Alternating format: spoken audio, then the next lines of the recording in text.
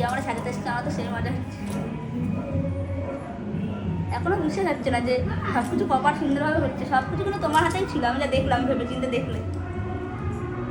তুমি ওই টাইমের মধ্যে ম্যামরা চলে এসেছে, আমি ভাবছি দেখা আর হয়েছে আর বিয়ের বড় চলে এসছে, তার মধ্যে তুমি কি করে করলে? দিদি রাতে দুদিনই সাজতে পারে। আমি লাকি যে দিতে হচ্ছে। আজকে রিসেপশন, আগের দিন ব্রাইডাল চলে গেছে, প্রচুর ঝড়ঝাপটার মধ্যে কাজ করতে হয়েছে, মেশিনের মতো ফাস্ট ফাস্ট করতে হয়েছে, একদম ফাস্ট ফাস্ট সব। বিয়ের দিন তো মানে সব কিছু তোমার উপরে ছেড়ে দিয়েছিলাম, একদম সব পারফেক্ট। আর সবাই শুনে বলছে কে সাজিয়েছে, এত সুন্দর হয়েছে সাজটা, বলছে পুরো দুর্গা ঠাকুর লাগছে, আমার খুব সুন্দর লাগছে। মানে সবাই বলছে দারুণ লাগছে, মানে এক কথায় মানে সব কারোর মুখে এমন না যে কে সাজিয়েছে আর মানে এত সুন্দর লাগছে, মানে এতটা সুন্দর, মানে দারুণ দারুণ। আমি নিজেও খুব খুশি। আর আজকেরটাও ঠিক তোমার। নমস্কার সবাইকে, স্বপ্না স্পিকো ভ্যান একাডেমির আরও একটা ব্লগে সবাইকে ওয়েলকাম। সকাল সকাল ক্লাস করিয়ে বেরিয়ে পড়লাম আজকের ব্রাইডের উদ্দেশ্যে। আর আকাশ ভাঙা বৃষ্টির পর ঝলমলের রোদ, তার মাঝখান দিয়ে চলে গেলাম ব্রাইডের বাড়ি। আজকে স্কুটি নিয়েই বেরিয়ে গেছিলাম। আর কে বলবে বলো তো এই পরিবেশটা দেখে যে কিছুক্ষণ আগে অবধি এতটা বৃষ্টি হচ্ছিল।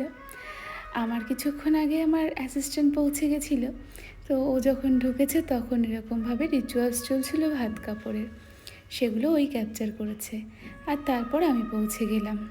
আর পৌঁছাতেই তো ব্রাইড দৌড়াতে দৌড়াতে এসে আমাকে আগে টাইট করে একটু জড়িয়ে ধরলো। ও বিয়ের দিনও বলছিল যখন আমি ঢুকছি তখন ওর ইচ্ছা করছিল দৌড়ে গিয়ে আমাকে একটু জড়িয়ে ধরতে। এই ভালোবাসাগুলোর প্রাপ্তি না কোনোভাবেই বলে বোঝানো যায় না, এইগুলো অনুভব করা যায় শুধুমাত্র। তো যথারীতি এখন তো প্রচুর প্রচুর গল্প চলছে, কমপ্লিমেন্ট চলছে, এত ফিডব্যাক আর কমপ্লিমেন্ট পেয়েছি যে আমি সব কিছু বলে শেষ করতে পারবো না। বিপাশা মেয়েটি বড্ড সরল সাদাসিধে, ওইটুকু সময়ের মধ্যে যে কত গল্প হয়ে গেল ওর সঙ্গে। আর তারপর আমি আমার মতো করে চেষ্টা করলাম ওর আজকের দিনটাও যেন বেস্ট লাগে। আমার সবসময় চেষ্টা থাকে আমার প্রত্যেকটা ব্রাইডকে তার নিজের মতো করে ফুটিয়ে তোলা, তার নিজস্ব রং এবং রূপের কোনো পরিবর্তন না করে তার মতো করে আরেকটু এনহ্যান্স করার। তো অবশ্যই কমপ্লিট লুকের পর তোমরা দেখে বলবে বিপাশার লুকটা তোমাদের কেমন লাগলো। তো যথারীতি বেস লক করার পর স্কিনটা একটু পাউডারি থাকে, তবে এটা কিন্তু কিছুক্ষণ পরেই অ্যাবজর্ব হয়ে যায় স্কিনে, এবং লাস্ট ফিনিশিংয়ে দেখার পর তোমরা বুঝতে পারবে একদমই ওর নিজস্ব টোনে রেখেছিলাম। যথারীতি আস্তে আস্তে লিপটা কমপ্লিটের দিকে, লিপস্টিকটা লাগানোর পর কিন্তু ভারী মিষ্টি লাগছিল ওকে। আর ও তো এক্সাইটমেন্টে নেচে উঠছিল বারবার। তোমরা ওর হাসি দেখলেই বুঝতে পারবে ও কতটা খুশি হয়েছে। এই মুহূর্তে এসে ও একটু আয়না দেখতে চাইলো, আর আয়না দেখার পর ও যা যা করলো সবটা ক্যাপচার করাও সম্ভব হয়নি। তো তোমরাই দেখো কতটা খুশি হয়েছে। এই যে শুরু হলো হাসি, এই হাসি আর থামে না, একটু পরপর খালি আয়না দেখতে চায় আর নিজেকে দেখে নিজেই খিলখিল করে হাসে। এই হাসিটাই আমাদের প্রাপ্তি।